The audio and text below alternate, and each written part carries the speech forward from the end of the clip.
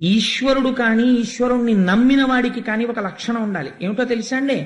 కోపం ఎంతవరకు పనికి రావాలంటే పొరపాటు చేసిన వాడిని దిద్దేవరికే. ఆయన నేను దిద్దుకున్నాను అన్నాడు అనుకోండి, ఉత్తర క్షణం మీరు ప్రసన్నులు కావాలి. లేకపోతే మీరు ఈశ్వర భక్తుడు అనిపించుకోవడానికి అర్హత లేదు. అయ్యా నాది పొరపాటు అండి నేను దిద్దుకుంటాను అన్నాడు అనుకోండి, మీరు గుండెల్లో పెట్టుకుని ఆదరించాలి ఆయన్ని, తప్పించి ఇంకా మీరు కోపం పెట్టుకోకూడదు, వదిలిపెట్టేయాలి. కుబుసం వదిలినట్టు వదలాలి. యథో రగస్తతం జీర్ణాంశవై పురుషముచ్యతే అంటారు సుందరకాండలో. కోపం దేనికి పనికి రావాలంటే మిమ్మల్ని ఆశ్రయించినటువంటి వాళ్ళని లోకాన్ని గాడిలో పెట్టడానికి పనికి రావాలంటే ఆ కోపం. ఉద్ధాన పతనములు కలగడము, ప్రమాదాలు జరగడము, ఇలాంటి వాటికి కారణాలు ఏమిటుంటాయో తెలుసా అండి? పైకి కనపడవు. ఏదో దేవాలయానికి వెడతారు కారు వేసుకుని, వెళ్ళిన తర్వాత వచ్చినటువంటి వాళ్ళు ఆదరింపబడవలసిన వారన్న ఉద్దేశ్యంతో ఈశ్వరుడి మెడలో ఒక పెద్ద పుష్పహారం తీసి వాళ్ళకి ఇస్తారు. వీళ్ళు వెంటనే ఏం చేస్తారంటే తీసుకెళ్లి కారు బాయినెట్కి తగిలిస్తూ ఉంటారు. ఇంద్రుడు ఐరావతం మీద వేయడానికి పుచ్చుకున్న దండని ఈశ్వర నిర్మాల్యాన్ని పట్టుకెళ్లి కారుకు తగిలించడానికి తేడా ఏముంది నాకు చెప్పండి? ఐరావతం మీద విశేషమైనటువంటి తేజస్సుని సంతరించుకుంది. అది భగవంతుని యొక్క నిర్మాల్యం. అది దాని శిరస్సు మీద పడింది, అది స్వీకరించింది. అది తేజస్సు పొంది ఇంద్రుణ్ణి మోయడం మానేసి అరణ్యంలోకి వెళ్ళిపోయింది. మానేస్తే దుర్వాసో మహర్షి చూసి అన్నారు, నీకు ముకుంద పాదార విందముల నుండి వచ్చినటువంటి పారిజాత పుష్పాన్ని తిరస్కరించావు కనుక, ఐరావతం మీదకి విసిరావు కనుక ఉత్తర క్షణము నీవు ఐశ్వర్య భ్రష్టుడవగదువుగాక. నీకు ఐశ్వర్యం పోతుంది.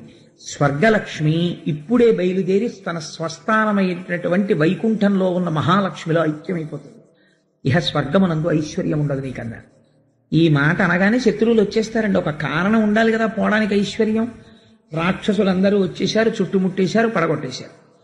పోయింది ఐశ్వర్యం. ఇప్పుడు పోయింది కాబట్టి ఏం చేయాలి? తెలుసుకున్నాడు, కారణం ఏమిటో తెలుసుకున్నాడు. ఎందువల్ల పోయింది మనకు ఐశ్వర్యము అన్నది తెలిసింది. నేను తరచూ ఒక మాట చెప్తుంటాను, కన్సల్టెంట్ ఫిజీషియన్ లాంటి వాడు చతుర్ముఖ బ్రహ్మగారు. ఎందుకంటే ఇంటికి పెద్ద ఆయనే, ఏది చెప్పాలన్నా ఆయనే చెప్పాలి. అన్ని విషయాలు తెలుసున్నటువంటి పెద్ద ఆయన. అది పెద్ద తలకాయ, మహానుభావుడు, పూజనీయుడు. అందుకని దేవతలందరూ కలిసి బ్రహ్మగారి దగ్గరికి వెళ్ళారు. మనం కూడా చెయ్యవలసింది ఏమిటో పురాణం చెప్తుందండి. వాళ్ళు బ్రహ్మగారి దగ్గరికి వెళ్ళడం కాదు, నీకు కష్ట సుఖాలు వచ్చినప్పుడు నిన్ను మళ్ళీ ఓదార్చి గట్టెక్కించడానికి ఏ అనుష్ఠాన బలం పెంచుకోవాలో తెలుసుకోవడానికి ఈశ్వర భక్తుడైనటువంటి వాడిని ఆశ్రయించాలి. కాబట్టి దుర్వాసు శాపవశమున నిర్వీర్యత జగములెల్ల నిశ్రీకములై పర్వత రిపుతో కూడా అపర్వతములయ్యుండే హత సుపర్వావళులై. ఐశ్వర్యాలన్నీ తొలగిపోయినటువంటి వారై, దేవతలు తేజస్సు కూలిపోయిన వారై అరణ్యములు పట్టి తిరుగుతూ ఒకనాడు చతుర్ముఖ బ్రహ్మగారి దగ్గరికి వెళ్ళి ప్రార్థన చేసి, అయ్యా నేను ఇలా ప్రవర్తించానని దూర్వాసుడి కాళ్ల మీద పడి ఏడ్చాడు. చతుర్ముఖ బ్రహ్మగారి కాళ్ల మీద పడి ఏడ్చాడు, నా ఐశ్వర్యం తొలగిపోయింది, మళ్ళీ ఎలా వస్తుంది నాకు ఐశ్వర్యం అని. అంటే బ్రహ్మగారు అన్నారు, నెలవివడలి వచ్చి నిస్తేజులైనట్టి వేల్పుగముల చూచి వేల్పు పెద్ద పరమపురుషు తలచి ప్రణతుడై సంపొల్ల పద్మవదనుడగుచు పలికె తెలియ. ఆయన కూడా ఇంద్రుడు చెప్పినటువంటి మాట విని, నువ్వు ఖండకావలంతో ప్రవర్తిస్తూ ఉంటావురా, అప్పుడప్పుడు ఒకసారి బృహస్పతి జోలికి వెళ్ళావు, ఇవాళ దుర్వాసో మహర్షి జోలికి వెళ్ళావు, పోదు ఐశ్వర్యం, పోయి తీరుతుంది. ఇప్పుడు నీకు మళ్ళీ ఐశ్వర్యం ఎక్కడి నుంచి రావాలి? మళ్ళీ ఆ పద్మనాభుడి యొక్క అనుగ్రహంతో రావాలి. కాబట్టి నీకోసమైనా నేను ఎవరిని ధ్యానం చెయ్యాలి? ఆయననే ధ్యానం చెయ్యాలి అని కన్నులు మూసుకుని ధ్యానమునందున్నవాడై ఆ పరమాత్మని ధ్యానం చేసి పరమ సంతోషంతో చిరునవ్వు నవ్వాడు. అంటే ధ్యానమునందు ద్యోతకమైనటువంటి శ్రీమన్నారాయణుడు ఒక మార్గోపదేశం చేశాడు. కష్టానికి, ప్రతి కష్టానికి ఒకటి జ్ఞాపకం పెట్టుకోండి, ఒక నివారణం ఉంటుంది. కష్టాన్ని తెలుసుకుంటున్నది ఏది? మనస్సు. మళ్ళీ ఆ కష్టానికి విరుగుడు ఎందులోంచి రావాలి? మనస్సులోంచే రావాలి ఆలోచన. నీకున్న కష్టానికి విరుగుడు తెలియదు కొంతకాలం. ఎందుకు తెలియదో తెలుసా అండి? అనుభవింపచేస్తాడు ఈశ్వరుడు. కొన్నాళ్ళు పోయిన తర్వాత తెలుస్తుంది, ఫలానా వాళ్ళని పట్టుకుంటే లేకపోతే ఫలానా పని చేస్తే నా కష్టం పోతుంది.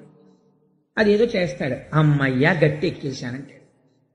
ఇప్పటి వరకు ఆయన తెలుసున్నవాడే, కానీ మరి ఎందుకు వెళ్ళలేదు నువ్వు అంటే, కష్టమును అనుభవింపచేయుట కొరకని పరమాత్మ ఈ ఆలోచన నీ మనస్సులోకి ప్రవేశించకుండా నిరోధిస్తాడు కొంతసేపు. ఇలా నిరోధించకుండా ఈశ్వరుడి వైపుకి బుద్ధి ఉండాలంటే ధ్యానము చేస్తూ ఉండాలి.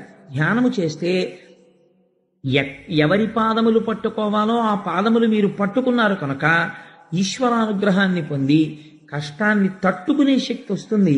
కష్టము రాకుండా ఉంటుందని మీరు అనుకోకండి, నేను ఎప్పుడూ అలా చెప్పను. కష్టము రాకుండా ఉండదు, వచ్చి తీరుతుంది కష్టం. ఎవ్వరూ అలా చెప్పకూడదు, అలా చెప్తే తప్పు. కష్టం రాకుండా ఎలా ఉంటుందండి? కష్టం రాకుండా ఉండాలంటే మీరు చేసిన పాపం ఒక్కటి లేకుండా ఉండాలి.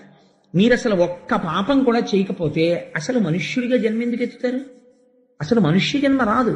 మనుష్య జన్మ ఎత్తారు అంటే ప్రారంధం అనుభవించడానికి వచ్చారు మీరు. ప్రారంధం అంటే ఏమిటో తెలుసా అండి? ఈశ్వరుడు కూడా వెనక్కి తీడిహదని విడిచిపెట్టేసిన బాణం అది. విడిచిపెట్టేసిన బాణాన్ని ఎవరు ఆపుతారు? ఇంకా ఆపలేరు, ఇంకో బాణం వేయకుండా ఆపుతారు. అందుకే మహాజ్ఞానులైన వాళ్ళు కూడా ప్రారంధం అనుభవిస్తారు. మీరు చూడండి, రమణ మహర్షి అంతటి వారికి సర్కోమా వ్యాధి వచ్చింది. రామకృష్ణ పరమహంస అంతటి వాడికి కంఠంలో రాచపుండు పుట్టింది. వివేకానందుడంతటి వాడికి భరించలేని అనారోగ్యం వచ్చింది. మహాత్ములైన వాళ్ళకి కూడా అనారోగ్యాలు వచ్చాయి. వాళ్ళ యొక్క ఉపాసనా బలాల చేత వాళ్ళు తట్టుకోగలిగిన వారే. కానీ వారు ఎందుకు అనుభవించారు? అది తెలుసుకున్న నాడు నీకు కష్టాన్ని తట్టుకోగలిగిన శక్తి వస్తుంది. ఈ తట్టుకోగలిగిన శక్తిలోంచి ఈశ్వరుడి పాదముల నుంచి తప్పుకోలేని విస్మృతి కలగని స్థితి కలుగుతుంది. ఆ స్థితి నిన్ను రక్షిస్తుంది తప్ప భగవంతుణ్ణి ప్రార్థన చేయండి మీకు కష్టం రాకుండా ఉండదు అనకూడదు. మరి ఏమండి ఇంకా కష్టం రాకుండా చేసేదానికి మాకు ఎందుకండి పురాణం, మాకు ఎందుకండి భగవంతుడు అని మీరు అడగచ్చు. ఈశ్వరుడికి ఒక శక్తి ఉంది. మీకు నేను ఒక ఉదాహరణ చెప్తాను. మీరు ఒక రాష్ట్రపతిని ఎన్నుకుంటారు. రాష్ట్రపతిని ఎవరు ఎన్నుకున్నారండి? మీరే ఎన్నుకున్నారంతే. మీరిచ్చారు ఆయనకి అధికారం. ఆయన ఏం చేస్తున్నాడు? ఒక 150 హత్యలు చేసిన వాడు ఒక ఆయన ఉన్నాడు. ఆయనకి సుప్రీంకోర్టు ఉరిశిక్ష వేసేసింది. వీడిని చనిపోయేంత వరకు ఒక త్రాటికి వేలాడదీయండి అని. ఆయన రాష్ట్రపతికి క్షమాభిక్షకి ఒక దరఖాస్తు చేసుకున్నాడు. రాష్ట్రపతి గారు అన్నారు, మార్చి వీడిని యావజ్జీవిత కారాగార శిక్షగా మారుస్తున్నాను, వీడు బతికున్నంత కాలం ఖైదులో ఉంచండి అన్నాడు. అదే రాష్ట్రపతి ఒక రిపబ్లిక్ డే నాడు ఒక 4 ఏళ్లు పోయాక ఇతని ప్రవర్తన చూసి ఇతన్ని విడిచిపెట్టేయండి. ఎలా వచ్చింది అధికారం? ఒక సర్వోన్నత న్యాయస్థానం చెప్పిన దానికన్నా ఒక రాష్ట్రపతికి అధికారం ఎక్కడి నుంచి వచ్చింది అంటే, మీరు ఎన్నుకున్నటువంటి ఒక రాష్ట్రపతికే మీరు ప్రశ్నించలేని అధికారం ఉంటే, ఈ సర్వబ్రహ్మాండములకు సృష్టికర్త అయి సూర్యచంద్రుల యొక్క గమనమును శాసించగలిగినటువంటి పరమాత్మ మీ కష్టానికి రావలసినటువంటి ఫలితాన్ని బాగా తగ్గించడంలో ఆయనకి ఎందుకు ప్రమేయం ఉండదు? ఉంటుంది. అందుకే కష్టాన్ని తీయడు, ఒక గొప్ప ఫలితం ఇస్తాడు. ఏమిటో తెలుసా అండి? నమశివాభ్యాం అశుభాపహాభ్యాం. రోజు ప్రార్థనా శ్లోకంలో ఒక మాట చెప్తాం, ఆపదామపహర్తారం దాతారం సర్వసంపదాం. దాకి ఒత్తేస్తుంటారు కొంతమంది, దాతారం అనకూడదు, దాతారం సర్వసంపదాం. లోకాభిరామం శ్రీరామం భూయో భూయో నమామ్యహం. అంటే మీకు ఒక భయంకరమైనటువంటి కష్టం రావలసి ఉన్నది, మీకు తెలియదా కష్టం వస్తోందని. నేను ఒక రోజు ఉదయం నిద్ర లేచిన తర్వాత ఆ రోజు నాకేదో ఒక ప్రమాదకరమైనటువంటి ఒక ఊచ పోసుకుని ఈ చెయ్యి ఇంత మేర తెగిపోయి రక్తస్రావం అయిపోవాలి. కానీ నేను భాగవతం చెప్తున్నాను, నా మనస్సు కృష్ణ కథ మీద నిమగ్నం అయి ఉంది. ఇవాళ సాయంకాలం ఏం చెప్దామని ఏదో ఆలోచిస్తున్నాను ఆఫీస్లో. ఆ భయంకరమైనటువంటి ఘడియ రాని వచ్చింది. అప్పుడే జరగాలి, కాలమునందే ఫలితము ప్రకటింపబడుతుంది. ఈ సమయంలో ఈశ్వరుడు గురించి చింతన చేస్తున్నాడు. ఇప్పుడు ఈశ్వరుడు రక్ష చెయ్యాలి కాబట్టి ఏమవుతుంది? దేనికో జేబులో చెయ్యి పెట్టి ఇలా తీస్తే ఆ కుర్చీ కింద ఉన్నటువంటి ఒక బోల్ట్ చేతిని చీరింది. సన్నగా చీరబడి అందులోంచి నెత్తురు పైకి వచ్చింది. ఈశ్వరుడు రక్షించాడని నీకు తెలియక్కర్లేదు, ఆయన ఏం వచ్చి చెప్పడం, ఓయ్ కోటేశ్వరరావు ఇవాళ నీ చెయ్యి ఇక్కడి నుంచి ఇక్కడికి తెగిపోవాలి. కానీ నువ్వు ఈశ్వరుడు యందు మనస్సు మగ్నమై ఉండడం చేత గీరి వదిలిపెట్టాను అని మీకేం చెప్పడైన. అందుకే నిన్నటి రోజున గజేంద్రుడు అన్నాడు, స్త్రీ పురుష నపుంసకమూర్తియును కాక తిరియక్కమరనాదిమూర్తియును కాక కర్మ గుణభేద సదసత్ప్రకాశి కాక వెనుక నన్నియుతానగు విభుతలంతో మీ వెనకాతలే ఉండి మిమ్మల్ని రక్షించుకుంటాడు. కాబట్టి ఇప్పుడు ఏమైంది? ఇలా తెగిపోయి బోలెడంత నెత్తురు కారిపోవలసింది ఇలా గీరుకుని తెగిందా లేదా? తెగింది. రక్తం వచ్చిందా లేదా? వచ్చింది. మీరు అయ్యో తెగింది అనుకున్నారా లేదా? అనుకున్నారు. ఓ దూదో ఏదో పెట్టి తుడుచుకున్నారా లేదా? తుడుచుకున్నారు. పెద్దదైతే ఏం చేద్దరో చిన్నదానికి అదే చేశారు. కానీ ఇక్కడి నుంచి ఇక్కడికి తెగిపోవలసిన చేతిని ఇంత పిసర్ ఇలా తెగేటట్టు చేశాడు. అంటే ఇప్పుడు ఏమైందనమాట? అందులో ఈశ్వరానుగ్రహము ప్రకటితమైంది. ఆ రోజు నీకు ఏదో ఉంది, జరగవలసింది, ఈశ్వరుడు తప్పించాడు. వెంటనే నువ్వు అనవలసిన మాట ఏంటంటే ఈశ్వరుడికి కృతజ్ఞత ప్రకటించాలి. ఈశ్వరా, ఇవాళ ఏదో జరగాలి, నువ్వు చిన్న గాయంతో దీన్ని విడిచిపెట్టావు, నేను నీకు కృతజ్ఞుడను. ఇది ఈశ్వరుణ్ణి చూడడం అంటే. అంతేకాని నాకు ఈ దెబ్బ తగలడం ఏమిటండి భాగవతం చెప్తుంటే, నేనేమో ఇప్పుడే కదండి గజేంద్ర మోక్షం పద్యాలు చదివాను, అయినా సరే నాకు ఇక్కడ దెబ్బ తగిలింది ఏమిటి, నీకు దేవుడు ఉన్నాడు ఏంటండి అన్నారనుకోండి, నువ్వు చేసిన పాపం ఏది? నువ్వు ఒక్క పాపం చేయకుండా ఉన్నావు. ఎప్పటి జన్మలో ఎందుకండి? ఇవాళ లేచి నిద్ర లేచిన తర్వాత నేను ఒక్క పాపపు పని చెయ్యలేదు, పరమ ధర్మబద్ధంగా నడిచాను అని నీకు నువ్వు సెల్ఫ్ సర్టిఫికేషన్ చేసుకో చూస్తాను. ఆ పాటి చేత కానివాడివి నువ్వు ఈశ్వరుణ్ణి నింద చేసేవాడివా? వేదాన్ని విమర్శించేవాడివా? నీకేం తెలుసని మాట్లాడుతున్నావు? కాబట్టి నీకున్న లౌకికమైనటువంటి జ్ఞానంతో నువ్వు చదువుకున్న ఓ చిన్న డిగ్రీని అడ్డు పెట్టుకుని ఈశ్వరుడి యొక్క శక్తిని ప్రశ్నించే స్థాయికి వెళ్ళకూడదు. అదే దుర్వాసుడు చేసినటువంటి హీనమైన పని. తనకో చిన్న పదవోటు ఉంది కదా అని దానివల్ల వచ్చినటువంటి మదము చేత ఈశ్వరానుగ్రహాన్ని తిరస్కరించుకున్నాడు. ఈశ్వరుని యొక్క పాదముల నుంచి వచ్చినటువంటి పుష్పం అంటే అది అనుగ్రహమే. ఈశ్వరుడికి నివేదన చేసిన ఒక కొబ్బరి చెక్క మీ చేతిలో పెట్టారనుకోండి, అది ప్రసాదం అంటే అనుగ్రహం. వెంటనే గిల్లి ఓ ముక్క నోట్లో వేసుకోవడమే, ఈశ్వర అనే స్వీకరించాను మీ అనుగ్రహాన్ని. ఒక పువ్వు కళ్ళకద్దుకుని తల మీద పెట్టుకోవడమే, అంతే అయిపోయింది. ఈశ్వర మీ అనుగ్రహాన్ని స్వీకరించాను. భావన చేత ఆయన సంతుష్టి పొందుతాడు. మీరు ఎంత దాని గురించి అల్లరి చేశారు కాదు, మీ భావన చాలా అవసరం. ఇక్కడ ఇంద్రుని యొక్క భావన యందు తేడా ఉంది. కాబట్టి ఇప్పుడు ఇలాంటి వాళ్ళకి అందరికీ పాఠం చెప్పాలి. అది బ్రహ్మజ్ఞానులంటే ఎలా ఉంటుందో చూడండి. అందుకని శాపానుగ్రహం ఇచ్చాడు, అంటే ఏమైపోనో ఇంద్రుడు అసలు. అందుకని శపిస్తారు. కొంతవరకు మాత్రమే అది బాధించేటట్టు చేస్తారు. ఐశ్వర్య భ్రష్టుడు అవుతున్నావు అన్నాడు. పోయింది ఐశ్వర్యం. ఏడ్చాడు, బ్రహ్మగారి దగ్గరికి వెళ్ళాడు. దుర్వాసుడు ఏం చెప్తాడో బ్రహ్మగారు అదే చెప్పాలి. ఆయన కూడా మళ్ళీ ఎవరిని అడగాలి? మళ్ళీ ఐశ్వర్యం ఇమ్మని, మళ్ళీ శ్రీమన్నారాయణుణ్ణి అడగాలి. ఇప్పుడు మీకేమవుతోంది? మీరు చేసుకున్న తెలివి తక్కువ పనుల చేత నష్టాన్ని కొని తెచ్చుకుంటారు. కానీ మళ్ళీ అది దిద్దబడాలంటే ఎవడి దగ్గరికి వెళ్ళినా ఈశ్వరుణ్ణే ప్రార్థన చెయ్యాలి. వాడైనా మీరైనా ఎవరైనా ఈశ్వరానుగ్రహం కోసమే ప్రార్థన చేయాల్సి ఉంటుంది. అది ముందే ఎందుకు జాగ్రత్తగా ఉండవు ఈశ్వరుడి విషయంలో? కాబట్టి నువ్వు పోని హితం చెయ్యకపోతే, ఈశ్వరుడి ప్రార్థన చేయకపోతే వదిలిపెట్టేసేయి. లేనిపోని విమర్శలు ఎందుకు? లేనిపోయినటువంటి ఉద్ధతితో కూడిన ప్రవర్తన ఎందుకు ఈశ్వరుడి పట్ల? కాబట్టి పురాణాన్ని పురాణ కథగా తీసుకుంటే దానికి అర్థం ఉండదు. మీ జీవితాన్ని మలుచుకోవడానికి అది ఒక ఆలంబనం కావాలి. కనుక ఇప్పుడు బ్రహ్మగారు అన్నారు, వజ్జుండు రక్షణీయుడు సాధ్యుండు మాన్యుడని లేని సర్గత్రాణావద్వ్యాధులు నర్చు అతండాజ్యంత విధానమునకు అర్హుడు మనకున్. ఎంత గొప్ప మాట చెప్తున్నాడో చూడండి. ఈశ్వరుడి గురించి తెలుసున్నవాడు, పరమభక్తుడైన వాడు మాట్లాడవలసిన మాట ఇది. ఎలా మాట్లాడాడో చూడండి బ్రహ్మగారు. ఇప్పుడు నీకు ఐశ్వర్యం పోయింది కదా, నువ్వైనా నేనైనా ఎవరిని అడగాలి మళ్ళీ ఐశ్వర్యం కోసం? శ్రీమన్నారాయణుడిని అడగాలి. మరి శ్రీమన్నారాయణుడి పాదాల మీద ఉన్న పువ్వే కదా విసిరిశావు, మరి మళ్ళీ ఆయన ఎందుకు మాట్లాడతాడు? ఇప్పుడు ఆయన పాదాల మీద పువ్వు విసిరేస్తే దుర్వాసుడికే కోపం వస్తే ఆయనకి కోపం ఇంకా ఎక్కువ ఉండదు? బ్రహ్మగారు అంటున్నారు అలా ఉండదు. ఎంత గొప్ప మాట చూడండి. ఇది ఊరట కల్పించే మాట. అంటే ఆయన కోపం పెట్టేసుకుంటే ఇంకా లోకంలో ఉద్ధరించేవాడెవరండి?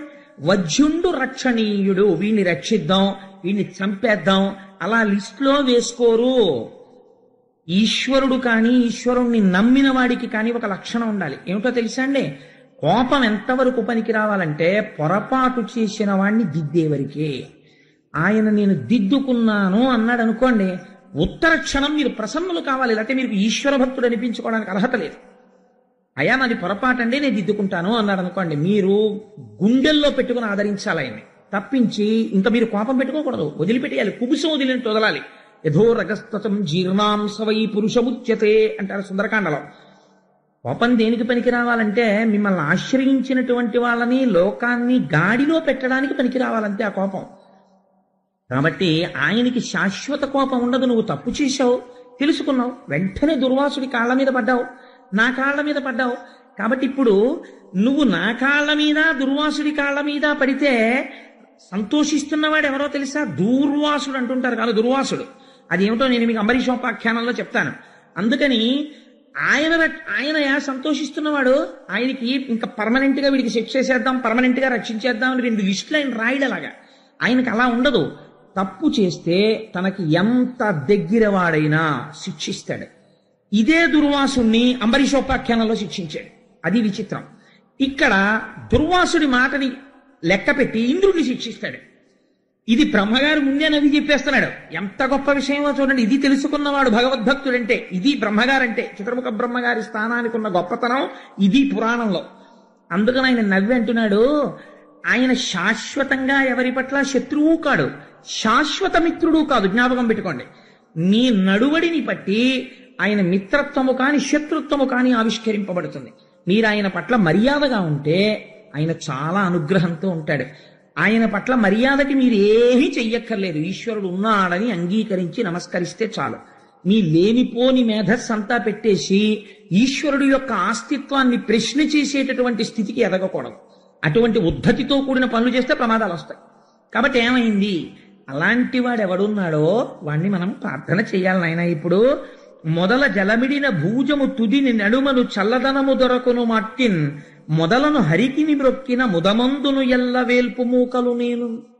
ఎంత చిత్రమైన మాట చెప్తున్నాడో చూడండి. ఇది బ్రహ్మగారి మాట అంటే, ఇది మా స్వామి అంటే, చతుర్ముఖ బ్రహ్మ అంటే. అందుకే సరస్వతీపతి అయ్యాడు మహానుభావుడు. ఓయ్ ఇంద్ర, నేను కాని దుర్వాసుడు కాని సమస్త దేవతలు కాని ఎప్పుడు సంతోషిస్తారో తెలుసా? శ్రీమన్నారాయణుడికి తిరిగి నమస్కరించినప్పుడే సంతోషిస్తాం. మాకు నమస్కరించి శ్రీమన్నారాయణ అనుగ్రహాన్ని పొందడం కాదు, శ్రీమన్నారాయణునికి నమస్కరిస్తే మేమందరం నీకు ఆప్తులవుతాం. ఎలాగంటే, చెట్టు యొక్క నీడ కావలసిన వాడు నీడనిచ్చే కొమ్మలకి నీళ్లు పోస్తాను, నేను మొదలకి నీళ్లు పొయ్యనంటే కొమ్మలు నీడనిస్తాయా? మొదలకు నీళ్లు పోయినప్పుడు మాడిపోతాయి. చెట్టు మొదల్లో నీళ్లు పోసిన వాడికి మొదట్లో నీళ్లు పోసావు, మేమెందుకు నీళ్ళనిస్తాం, ఆ మొదల దగ్గరే కూర్చో అని కొమ్మలంటాయా? పళ్ళిస్తాయి, నీడిస్తాయి, అన్నీ ఇస్తాయి. అలా అన్నిటికీ మూలమైన వాడెవడో వాడి పాదాలు పట్టుకోవయా. వాడు శ్రీమన్నారాయణుడు. వాడికి కోపం ఉండదు, వాడికి ద్వేషం ఉండదు. అటువంటి వాడిని ప్రార్థన చేద్దాం. ఇదండి భావన అంటే. ఇలా చెప్పగలిగిన వాడెవడో వాడు బ్రహ్మ, వాణ్ణి బ్రహ్మస్థానమునందున్నవాడు అంటారు. ఇది భగవంతుడి గురించి మాట్లాడటంలో అటువంటి ఓదార్పు వచనమును పలకగలగాలి, అంత చక్కగా మాట్లాడగలగాలి. ఈ మాట చెప్పగానే ఇంద్రుడికి ఇప్పటిదాకా అమ్మ బాబోయ్ నేను అపచారం చేసేశాను, ఎంత కోపం పెట్టేసుకున్నాడో, ఇంకా నాకు మళ్ళీ లక్ష్మీ వైభవం ఇప్పుడు దొరుకుతుందో అని బెంగెట్టుకున్న వాడికి మళ్ళీ భగవంతుడి పాదములు ఆశ్రయించడం చాలా తేలిక. తప్పు చేసిన వాణ్ణి ఆయన క్షమిస్తాడు. ఈ బుద్ధి కలిగిందనుకోండి, పశ్చాత్తాప ప్రకటనము జరిగిందనుకోండి, వెంటనే వరం ఇచ్చేస్తాడు ఆయన. దితి తప్పు చేసింది సంధ్యాకాలంలో. హిరణ్యకశిపుడు పుట్టాడు. భర్త దగ్గరికి వెళ్ళి పడింది. మనవడు ప్రహ్లాదుడు పుట్టాడు. తప్పు చెయ్యడం సహజం, పశ్చాత్తాపడి మళ్లీ జరగకుండా ఉండడం మంచి మనిషి యొక్క లక్షణం.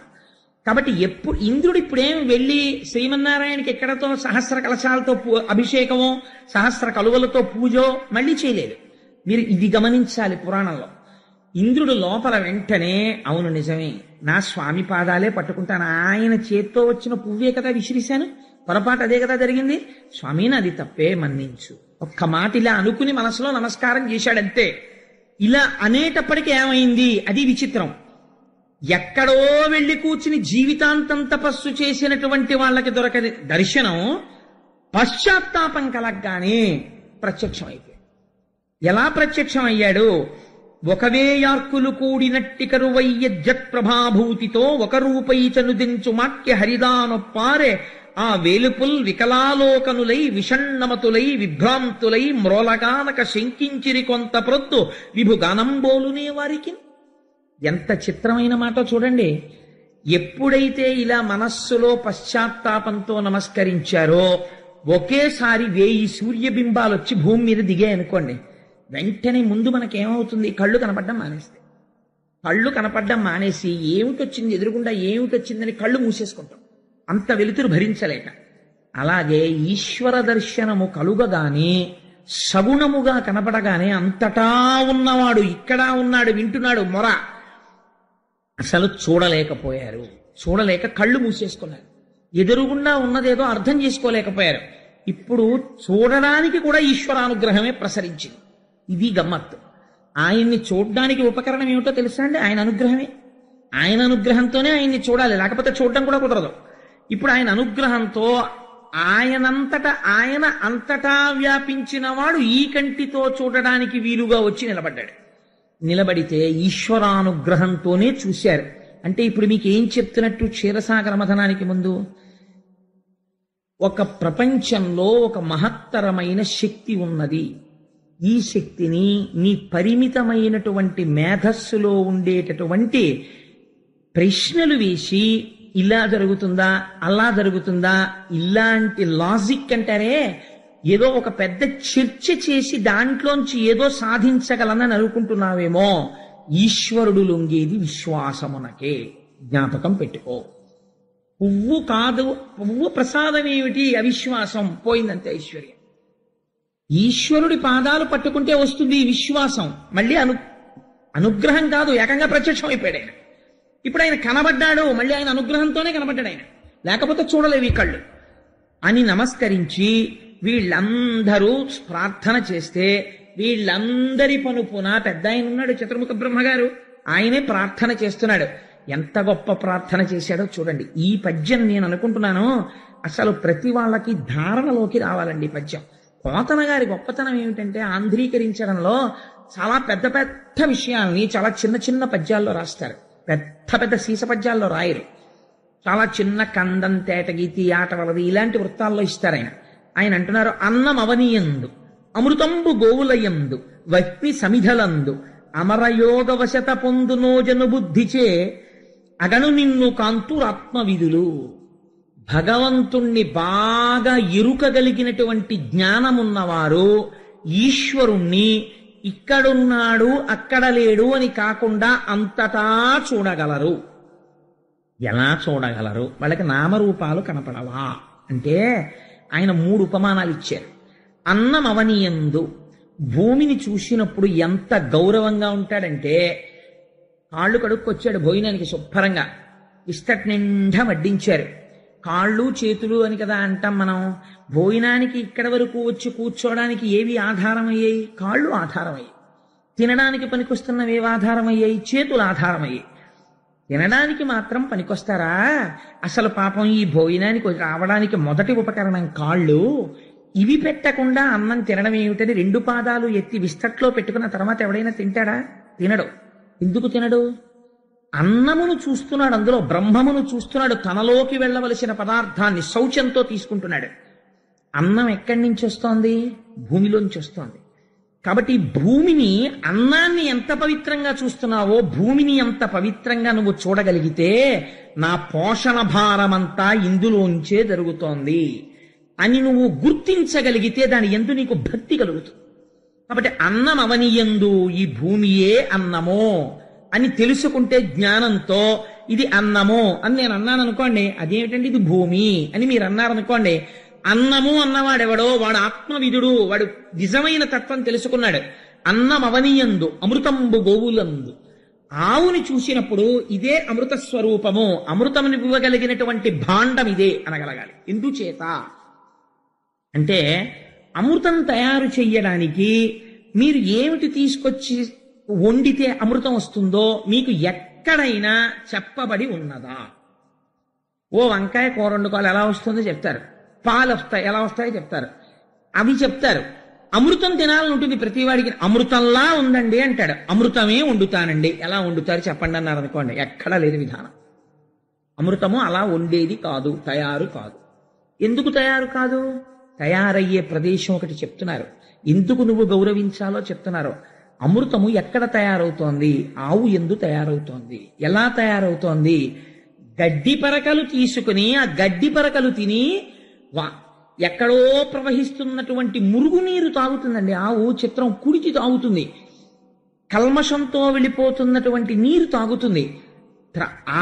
అటువంటి నీటిని తాగి పనికిరాని గడ్డి తిని రెండింటినీ కలిపి అది కూడా గబగబా తిని ఎక్కడో కూర్చుని కడుపులో ఉన్నటువంటి ఆహారాన్ని మళ్ళీ ఉండలుగా వెనక్కి తెచ్చి బాగా నవిలి, అసలు ఆవు నవ్వులుతున్నప్పుడు మీరు చూడాలి ఆస్వాదనం అంటే ఎలా ఉంటుందో. ఆ పాలు ఆ భావనలో తయారవుతాయేమో అనిపిస్తుంది నాకు. ఎండాకాలంలో చూడండి, ఓ చెట్టు కింద కూర్చుని చక్కగా అంటుంది, కనపడుతుంది కడుపులోంచి ఉండ ఇలా కంఠంలోంచి నోట్లోకి రావడం పైకి కనపడుతుంటుందండి. మా ఇంట్లో ఆవు ఉండేది, చిన్నతనంలో చూస్తుండే వాళ్ళం. నోట్లోకి వచ్చిన తర్వాత ఇలా కళ్ళు మూసుకొని అని ఎంతసేపు నవ్వులుతుందో, అంటే అమృతోత్పాదనం అవుతోంది లోపల నోట్లో. అంత నవిలి మింగుతుంది. ఏమి నవిలింది? పనికిరాని నీళ్లు, పనికిరాని గడ్డి. ఆ వచ్చిన పాలు 104 జ్వరంతో 20 రోజుల నుంచి మంచాన పడిపోయిన వాడు కోటీశ్వరుడైనా సరే రొట్టె ముక్క తినడానికి వీల్లేదు, పాలు పట్టండి అంటారు. ఆ పాలు ఇంత అపకారం లేకుండా శరీరాన్ని నిలబెడుతున్నాయి. అమృతమా కాదా? అమృతమే గోవు ఉత్పత్తి స్థానమై ఉన్నది అని నువ్వు చూడగలిగితే, అలా వహ్ని సమిధిలందు ఎండిపోయిన కర్ర ఉన్నది, అందులో ఏది ఉన్నది? అగ్నిహోత్రం ఉన్నది, అది కాలుతుంది. ఎండిపోయినటువంటి కర్రయందు అగ్నిని చూడగలిగినట్లు అంతటా ఈశ్వరుణ్ణి చూడగలిగిన వాడెవడో వాడే బ్రహ్మజ్ఞాని. కాబట్టి ఇప్పుడు ఒక గోవుని చూసి నమస్కారం దేనికో తెలుసా అండి? ఒక గోవుని చూసి నమస్కారం అమృతోత్పాదనము కనుక. ఈ విషయం వచ్చింది కాబట్టి నాకిప్పుడు ఒక మాట తోచింది. మనం ఒక అద్భుతమైన ప్రయోగం చేద్దాం. అసలు మనం వైదికమైనటువంటి విధానాలు మర్చిపోతున్నాం. మహాశివరాత్రి నాడు ఒక గోవుని తీసుకొచ్చి అక్కడ నించోపెట్టి శశాస్త్రీయంగా దానికి పూజ చేసి దానికి నమస్కారం చేద్దాం. అమృత భాండమునకు మనం నమస్కారం చేస్తే క్షీరసాగర మదనం. కాబట్టి గో పూజ చేద్దాం మనందరం. కాబట్టి అన్నమవనియందు అమృతంబు గోవులయందు వహ్ని సమిధలందు అమర యోగ వశత పొందు నోజను బుద్ధిచే అగను నిన్ను కాంతురాత్మ విధులు. మా సత్యనారాయణ రెడ్డి గారు తలుచుకుంటే ఎంతసేపు అండి ఓ ఆవు దూడ తెప్పించి పూజ చేయడం. అద్భుతంగా చేద్దాం చక్కగా. అమృతోత్పాదన యత్నము విమలమతించేయుటప్పు వేల్పులు వినుడి అమృతంబు త్రావి జంతువులమృతగతిన్ బ్రతుకుచుండు ఆయుర్వృద్ధిన్. శ్రీమన్నారాయణుడు ఈ స్తోత్రం విని చాలా గొప్పగా మాట్లాడేవాయ్ బ్రహ్మ. స్తోత్రం చెయ్యడం అంటే ఎప్పుడూ దండకాలు చదవడం, ఓ పద్యాలు చదవడం కాదండి. అది కాదు స్తోత్రం అంటే. అందుకే మన వాళ్ళు దుర్గా సూక్తము, శ్రీ సూక్తము, పురుష సూక్తము, సూక్తం అంటారు. ఏది మీరు వైదికంగా అనుసంధానం చేస్తారో దాన్ని సూక్తం అంటారు. సూక్తం ఏమిటండి? స్తోత్రం అనకూడదా? సూక్తం అంటే అంటే బాగుగా చెప్పబడినది.